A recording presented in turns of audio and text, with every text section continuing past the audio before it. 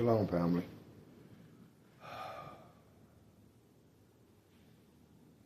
Shalom.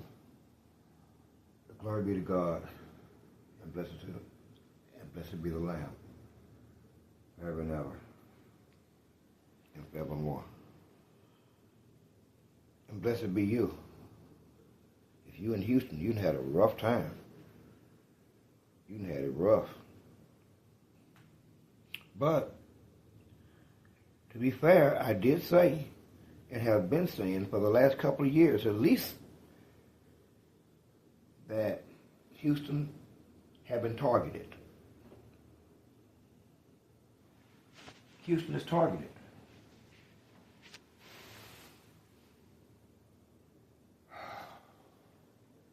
That's the reality. Houston has been targeted because of what it has done and what it has become. It's become everything that God despises. Pretty much.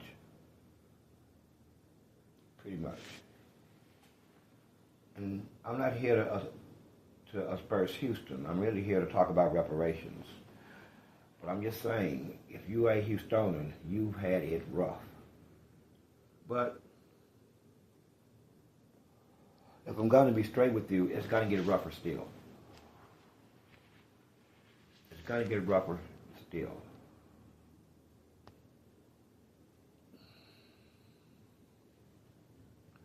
Reparations. Well, the descendants of foundational black Americans, which also means the descendants of slaves here in America, the United States, whether it calls itself a governmental entity or a corporate entity. It does not matter for the sake of this argument. So I would like to we have given the opportunity for those who would stand against reparations for the Negro.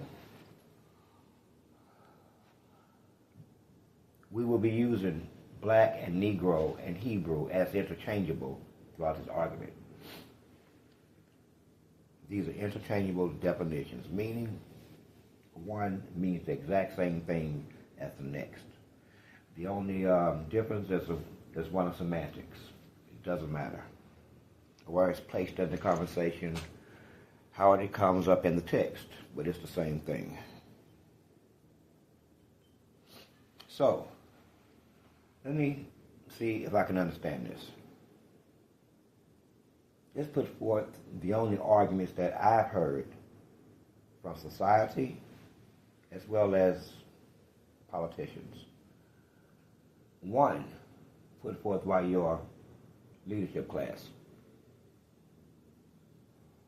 The African American leadership class is that basically it's not going to happen as spoken loudly by Representative Jim Clyburn of North Carolina or South Carolina, one of those Carolinas. And an old guy in his 80s and fighting for his life after living he's lived the life of Raleigh, of the state, or the federal coffers for the better part of 30 years.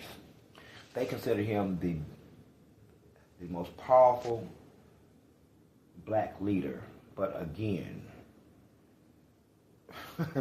anyway, I said that those words were interchangeable. So we use the word consider, so it's not really true. They consider him one of the most powerful black leaders in America. Why? Because he does absolutely nothing for you. And would say so unabashedly. Oh, yes, he does. He has offered you catfish and watermelon. That he has done. But that's as good as it gets from old Jimbo there. So, here's the second argument. That the people who would be footing the bill had nothing to do with it because they weren't here a part of America. So Their families had nothing to do with slavery. Noted. But counter argument. When you come into this country, you take on this country's debt immediately. You take on its contracts, its debt, its obligations. So legally, your argument rings moot. Goes nowhere. On a social level, it'll lead to a bloodbath. And it's just not a viable argument. Not at all. Not at all. The other one, argument 3, is that it would somehow harm the country in terms of money if they paid this debt. They say this as a print money, as if it's what's the word I'm looking for? As if it's a resource that ever ends. No. The money will end when the ink ends. The money will end when the paper ends. They print up millions upon millions upon millions of dollars annually, and they give it a value. They don't care how much it drives down the value of the dollar by all this money floating around, which does drive down its value. The more money floating around, the less value the dollar has in your pocket. Besides that, if I use this as an example, my homeboy comes to me, tell me he made this hell of a hustle, and he pulls out a wad of $100 bills. I'm impressed. Worked hard today, huh? I say, hold on a minute. I go in my house, and I go in the back bedroom, and you hear this huge machine drive up. Start up. And I walk out of my bedroom with a sheet of $100 bills. A sheet. Now, what does that say about the $100 bill in your pocket? It says that it has absolutely no value. But that's not what we're going to talk about tonight. That's economics. That's basic economics. Money is an illusion. The only value that it has is the value that you, as the individual, multiplied by 320 million, give it. Otherwise, it's just a piece of paper. It's just a piece of paper. I think we've got pretty much all of their arguments. And as a segue, they also say that teaching the true history of America vis-a-vis the Negro in America, and that's what they are. They are Negroes. They existed before Moses. They existed before Jesus. They existed before Noah. You see what I'm saying? They are an ancient people, mind you, that was created for the aggrandizement of the Creator. Okay? Well, their time's up. Their time's up. I've already spent 9 minutes and ain't got the reparations yet. So let's hurry up and get here. Slavery, Jim Crow, the black codes, convict leasing, redlining of the black community, systemic racism, institutional racism, the destruction and confiscation of black-owned businesses and properties, bombing us, flooding us with rivers of water even while we slept in our beds. Which I'm impressed, because that shit takes a lot of work. That's almost it's a work of engineering. It's very hard to flood a hard city in a man-made style. Mother Nature, we can do it in just a couple of moments. But for you to do it, that takes work. I'm impressed. Police brutality, consistently. Gentrification of the black community and its latest tool, migration. The willful and ongoing destruction of the black family as a matter of government policy by way of the welfare state and further governmental policies. The importation of drugs into the black community by policy of the U.S. government, so on and so forth. But yet you bring us studies. Studies. What exactly are we studying? What exactly do you want to study? How to pass the money out? Because that's the only thing that you could possibly be studying. Everything is on the table as it is. So there's nothing to study and there's no need to study unless you want to study how to allocate and raise the money for the debt owed. It is simple as that. There is no way out of this. Not only is it what the law required, and we're not dependent on your law. Please understand, we're not dependent on your law or the enforcement of your law. Neither are we dependent on your policies or your politics at all. I keep saying that what has been written will be done. What has been spoken will come to pass. Based upon that, there's no way out of reparations for you. Read your Bible. I'm not just telling you that it's right by your law. We're not pleading your emotional state or your psychological bent. We are telling you that the Bible, as it is written and put forth by the Creator, says you're going to pay them. Period. Period. It doesn't say if they agree. It doesn't say, we don't have to arm twist them and beg them. No, it says you're going to pay them.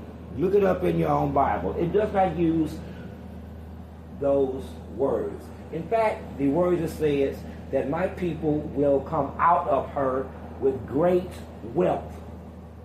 That one right there. That one right there. Come out of who? You, Babylon. You, America. With their money. Period. I'm going to tell you this again. It's not a question of if you're going to pay the money.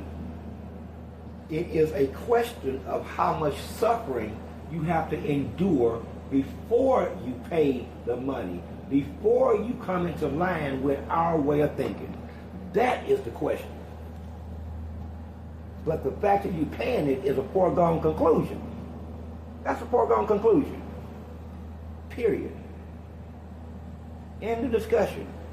So this whole idea that you're still thinking generationally, as in trying to alter school books, teach your children that slavery was like servitude, and they were just happy slaves. Or they just love to be slaves. You know what? I mean, shit, we even tried to let them go, and they came back.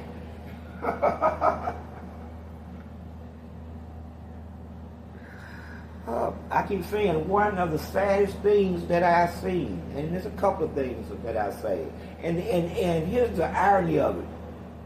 One of these sad images I've seen is one of the fake Jew, and the other one is of the real Jew.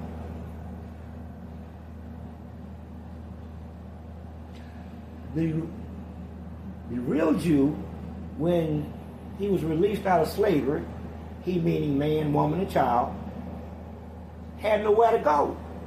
So he literally had walked under to the boundaries of the slave master plantation and just stood there. For miles along the roadway was nothing but Negroes with nothing to do, nowhere to go after a few hundred years of enslavement on somebody else's land, kept stupid, uneducated, not given any opportunity, benefit, or privilege, and told you're free. Now, immediately thereafter, I'm sure the Negro said, to do what? Just stand here? He just told us to get off of his property. Weird, huh? Weird, huh? But before we extrapolate that one further, let's go back to the fake Jew. We can get back to that. Boy, the sad thing I've seen at least 200 men march to their death by 2 men with guns. Let me say this again. See the picture in your head. 200 men marching in a straight line, maybe 2 straight lines, to their death, and knowing that when they get where they're going to die. And there was only 2 men marching them there with 2 guns. And not one thought as much of the other as to be willing to sacrifice his life. That's the sad part of it. 200 men against 2 and a couple of rifles. They all went to their death. You don't think that's tragic and sad? Wasn't a man amongst them. So they dead. I mean, hey, don't get upset with me, because there's a lot of you who will do the same thing today. Because just like they, that this overwhelming impulse of I don't want to die, even if it's, man, you ain't but 3 hours from the death march end, and you are concerned about which one of you might die, or y'all didn't think to rush them, beat the hell out of them? I mean, it's 200 of you, but that's a sad thing. However, back to what I was saying about the newly freed slave. You thought I got lost in my own sauce? No, I don't get lost in my own sauce. It may sound like babble at first, but you have to keep up. You keep up. Now, here's a bunch of Negroes, Hebrews, standing on the side of the road, nowhere to go. What you think happened? Here comes the angry white people passing by, mean mugging them, giving them the evil eye, beating some of them up. Yeah. Police driving by doing whatever they want to do with them. Everybody in white society has been deputized to do whatever the hell they wanted to this newly free slave with nowhere to go. No clothes, no food, no water, no money, no property. That's what you call vulnerability. So what happened? Huh? Can anybody guess?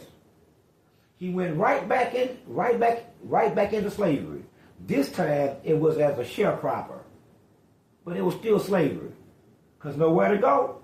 All you know is your master's land and them little sheds out there that you sleep in. All you know is the auction block. But wait a minute, y'all already know this here. You already know this here. So I digress. That's going over old ground. I digress. I'm wasting your damn time. I'm wasting your damn time. And for that, I apologize. You guys are smarter than that. You've heard all that shit before out of my mouth.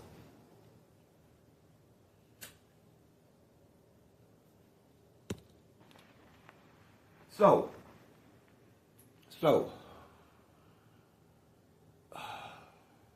while that's going on, but I want you to stay right there at the sharecropper.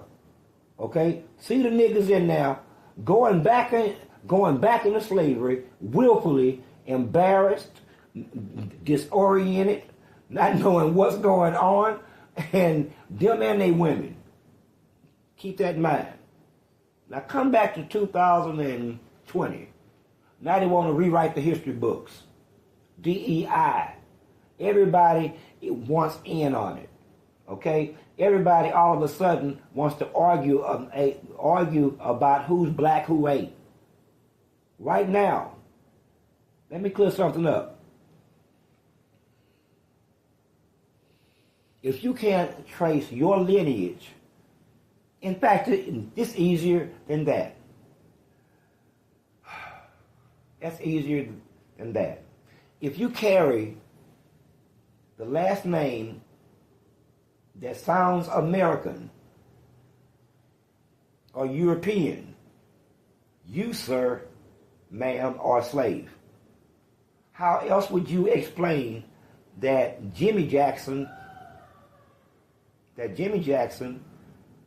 is a white guy and George Jackson is a black guy? Because Jimmy Jackson used to own George. There's no way out of this. No way out of it. It is a constant reminder of who we are. We're yours. Well, they are. Now, all of a sudden, you want to distance yourself from your property. You want to disclaim ownership.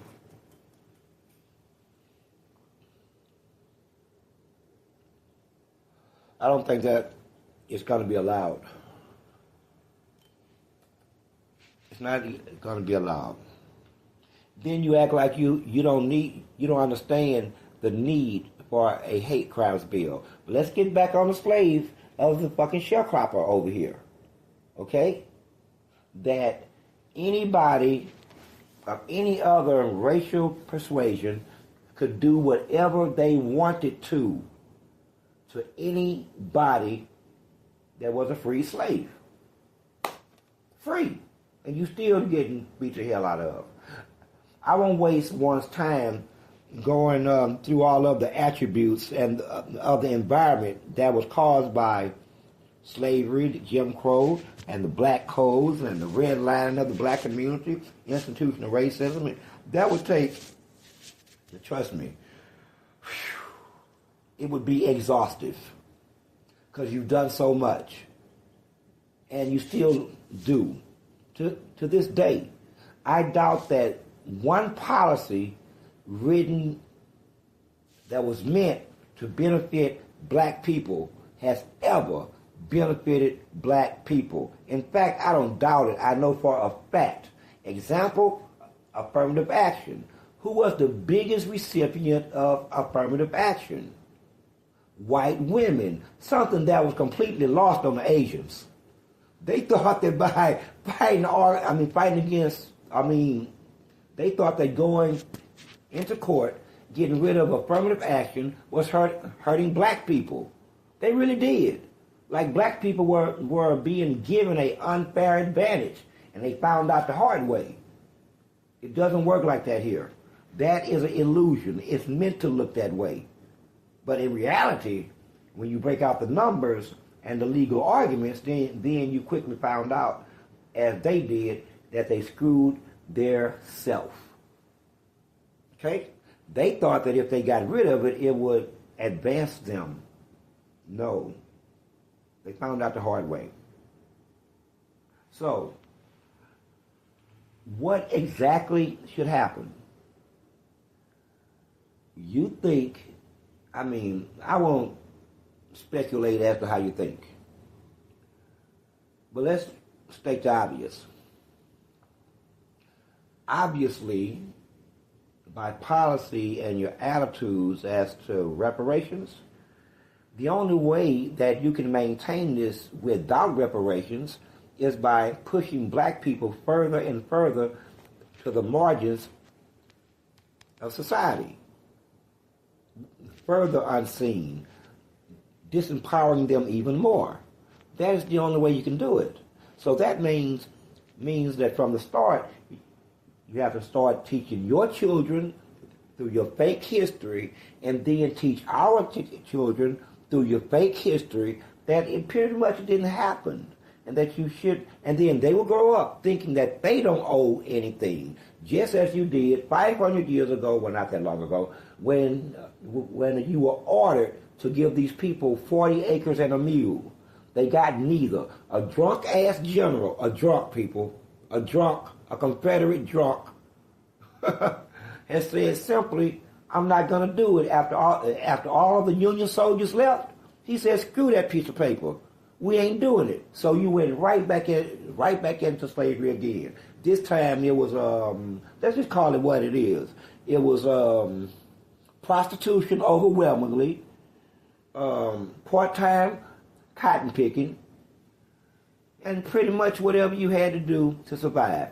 And within that, my people have developed this insane-ass culture that is reminiscent of the plantation today.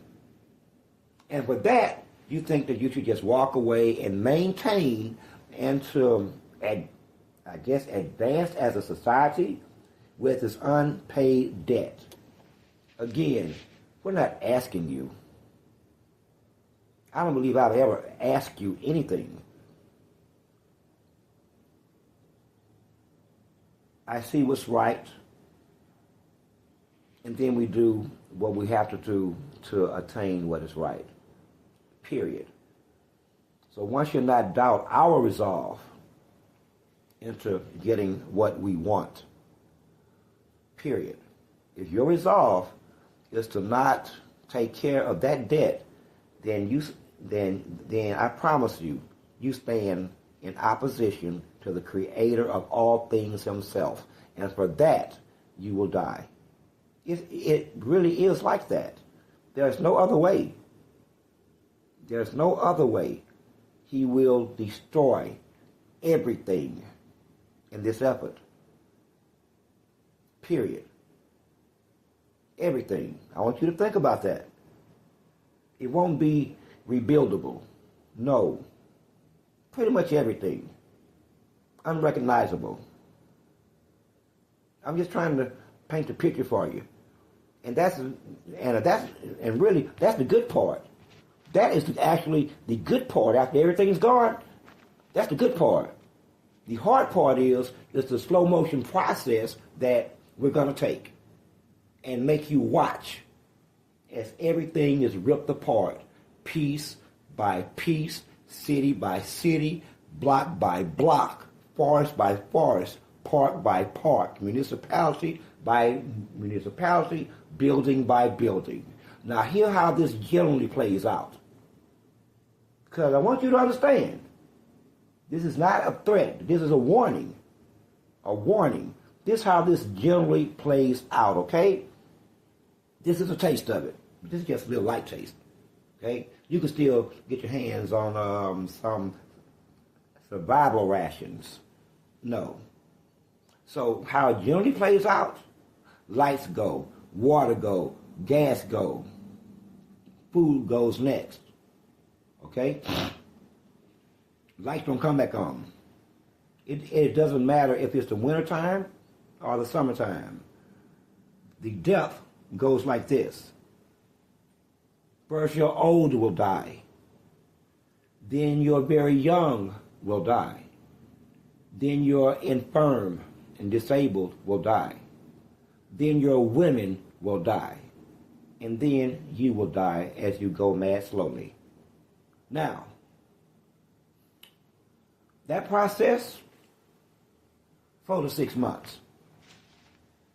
So do we really have to go there? Nobody should want to go there. So we're not asking for reparations. We're not asking you to give us anything. You will pay what is owed.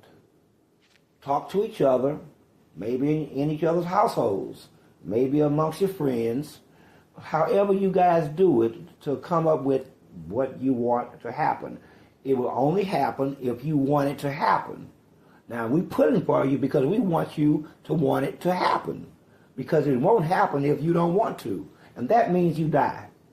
So whatever we have to do to make you want it to happen, we're willing to help you with, up to including you, making you suffer bit by bit.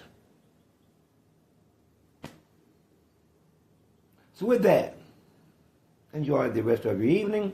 I meant no one any harm, and once again, love you. Irrespective of what you just heard me say. I'm going to tell you a little secret. I don't have to love you to hurt you. Wait a minute, I said that wrong. I don't have to love you to help you. I don't have to hate you to hurt you. At this point, you're just objects, as if on a chessboard. Trust me. Trust me. You've all been counted up. The death rates are already known. Okay? It's not like that. This is the reality that neither you or me can do anything about. I know that shit sounds horrible, but that's how it plays out. That's how it plays out.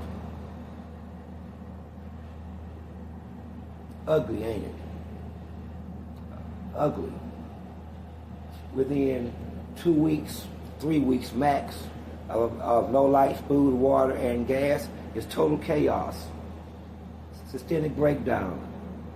Institutional breakdown. People robbing each other, fighting over food, fighting over resources, violence with guns, marauding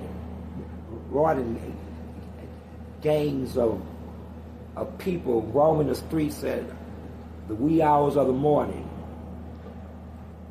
in pitch blackness as they go from house to house, killing and stealing food. That, yeah, all that. All that. So, chew on that and ask yourselves, is it worth it? If it's worth it, it's worth it.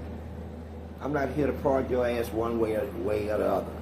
A choice is a choice. As long as you make one, but you won't seem to make your minds up. You keep saying, you don't say that there'll be no reparations ever. You won't draw that solid line in the sand. And that's cowardly. That's cowardly. So as of now, we want to figure out where you stand as the people of America and its government. Period.